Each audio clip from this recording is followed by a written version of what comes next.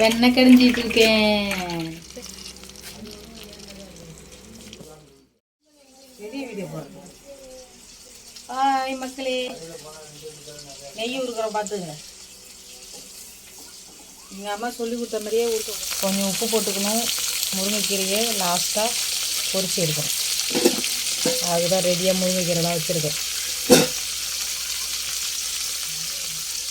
கொஞ்சோண்டு உப்பு போட்டுக்கலாம். இவ்வளோ போதும். நெய் நல்லா முருகி வந்துருச்சு. கீரையை பொரித்து எடுக்க போகிறோம்.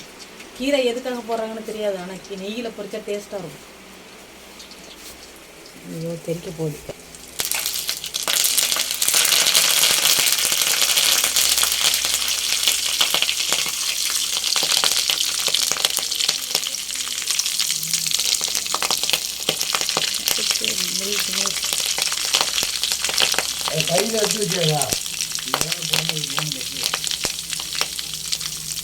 நல்ல கீரையை முருக விட்டு எடுத்துட்டு எனக்கு உனக்குன்னு சண்டை போட போகுது.